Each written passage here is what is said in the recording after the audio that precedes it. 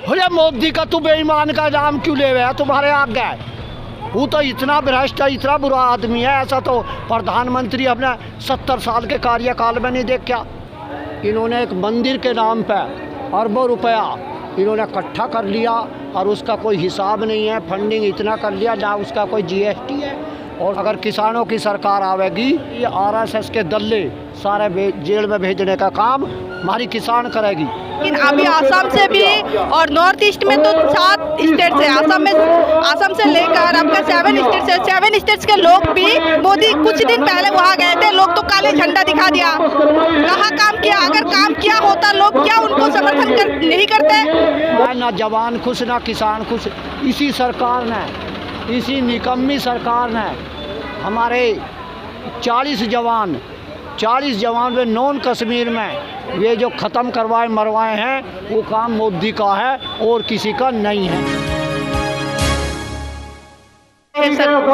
सरकार ये बेवकूफ़ बनाना चाहते हैं कि ये जो है आपका पंजाब हरियाणा, ये बोलते हैं ना सरकार ये बोलकर पूरा देश के लोगों को उल्लू बनाना चाहते हैं। लेकिन अभी आसाम से भी और नॉर्थ ईस्ट में तो 7 स्टेट्स है, आसाम से लेकर आपका 7 स्टेट्स के लोग भी किसानों का साथ है। और ये जो सरकार कहती है ना, ये सरकार इसलिए कहती है कि ताकि किसानों का साथ लोग ना दे।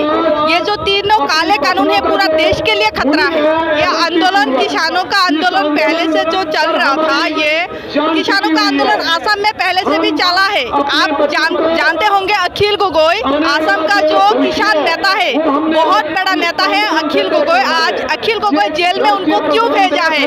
अखिल गोगोई किसानों के साथ देंगे तभी उनको जेल में बंद करके रखा। अखिल गोगोई आज हमारे साथ यहाँ किसान आंदोलन में जुड़ नहीं पा रहे हैं, सरकार उनको जेल में भेज दिया। तो आप सोचो, सरकार डरती है, ऐसे नेताओं से डरती है, तो तभी सरकार ऐसे काम करते हैं। और जो ये हमारी तो एक ही मांग है जी, ये तीनों काले कानून वापस लेने में क्या दिक्कत है? आप बताओ प्रॉब्लम क्या है? ये काले कानून वापस लेने में क्या प्रॉब्लम है? यहाँ बैरिकेड लगा दिया है, यहाँ लोहे का कट्टा लगा दिया है, लोग अगर वहाँ जाए तो पैर में लग जाएगा, लोग तो मरेगा ना। यहाँ लोगों को मरने का तरीका बना रहे हैं मोदी सरकार। तो मोदी सरकार लोगों को मरने का तरीका बना रहे हैं। यहाँ जो बैरिकेड लगा दिया गया, इसमें गाड़ी ट्रैक्टर चलेगी तभी वो ट्रैक्टर का पंक्चर होगा, ये सोच रहे मोदी। लेकिन ऐसा नहीं, ये वो महिला नहीं है कि यहाँ से चले जाएंगे। ये किसान की बेटी है और किसान लोग यहाँ है और हम किसानों के साथ देंगे। और ये काले कानून जब तक वापस नहीं होगी तब तक हम लोग ये प्रदर्शन करते रहेंगे। लेकिन उसके अंदर ऐसा कुछ भी नहीं है कि लोगों के लिए वो क्या करेगा, उसके अंदर कुछ है ही नहीं। अगर वो कर रहे हैं कुछ आसाम में नुकसान ही कर रहे हैं और किसानों का विरोध अभी खुद कर रहे हैं हिमंत बिस्वा शर्मा। और यहाँ से एक ही नुकसान जाएगा आसाम में कि आसाम के लोग भी इस बार समझ चुके हैं, इस बार चुनाव में भी दिखाएंगे। आप बताओ क्या काम किया है? वहाँ तो कुछ दिन पहले गए थे ना मोदी सरकार, मोदी कुछ दिन पहले वहाँ गए थे, लोग तो काले झंडा दिखा दिया, कहाँ काम किया? अगर काम किया होता लोग क्या उनको समर्थन नहीं करते? मोदी वहाँ जाके वापस आना पड़ा, वहाँ लोगों का समर्थन नहीं मिला। अगर मोदी काम करता वहाँ आसाम से लेकर 7 स्टेट में अगर काम करता तो मोदी को वहाँ से लोग क्यों झंडा दिखाएंगे काले?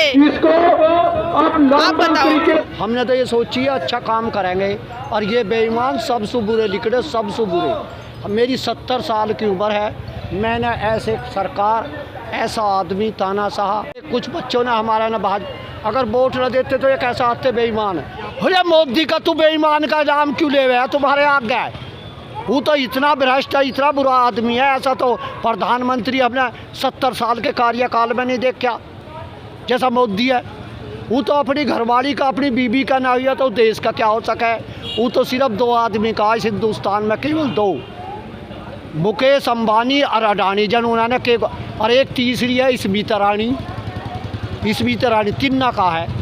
यूँ तो इन्होंने घेर दिया, अपने पैरों में कुल्हाड़ी मार रहे हैं। ये जब 2022 का चुनाव आवेगा ये तो यहाँ घेर रहे, हम इनका रास्ता गाँव में रोक देंगे।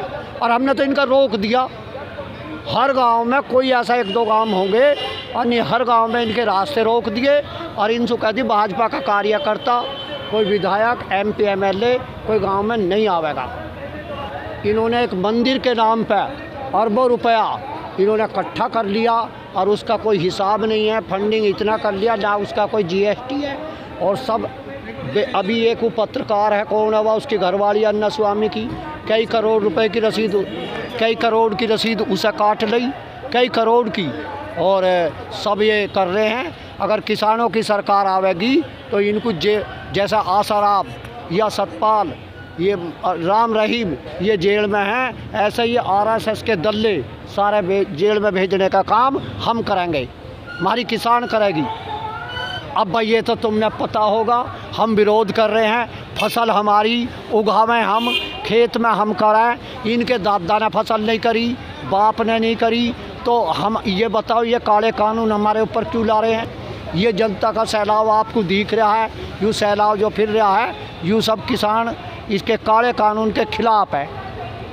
बीच का कोई हमारा झगड़ा थोड़ा है, हमारा तो काला कानून वापसी, कानून वापसी और घर वापसी, हमारा तो सिर्फ एक ही काम है। चैनल वे दिखा रहे हैं, एक दो जो मोदी मीडिया हैं, और वे ही दिखा रहे हैं, वे दूसरे दिखाए जब वे हमारे बीच में आवे, हमारे बीच में आकर बात करा किसानों के बीच में, जब बुझ जाए मुंसू वे किसानों के बीच में तो आवे।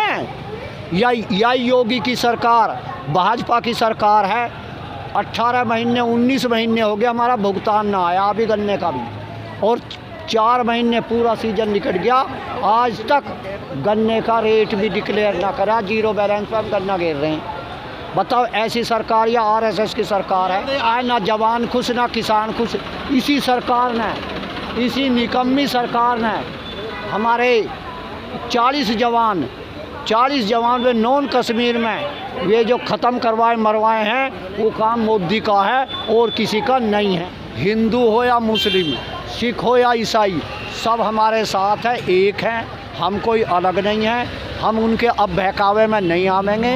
उन्होंने बहुत डुगडुगी बजा दी, ये डुगडुगी इन्होंने बंदर खिलाने का काम कराया है, जैसे डुगडुगी बजाया करा बंदर नाचने लगे हैं, वो काम मोदी कर रहा। अब मोदी की सब हथकंडे फेल हो चुके हैं, और आने वाले समय में भाजपा को ऐसा सबक सिखा देंगे, मोदी को इस सड़क पर घुमाने का काम करेंगे, इस सड़क पर पैदल। और लग गया ताल तो इसे बल्कि गुजरात ही छोड़ देंगे बेईमान को। तेरा यहाँ क्या संबंध है, तू वहीं जा स्मिता रानी के पास। अब मोदी जी देख ले तो मैं तो मोदी जी से कहूँ, अगर तेरी 56 इंच की छाती है, तेरी 56 इंच की छाती है, तो किसानों के बीच में आ जा और तू एक बार हमें कुछ बात तो बता दे।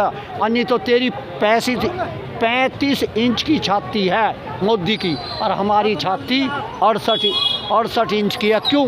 हम किसानों के बीच में हैं, हम बंद कोठी में बयान नहीं कर रहे हैं, किसानों के बीच से बयान कर रहे हैं।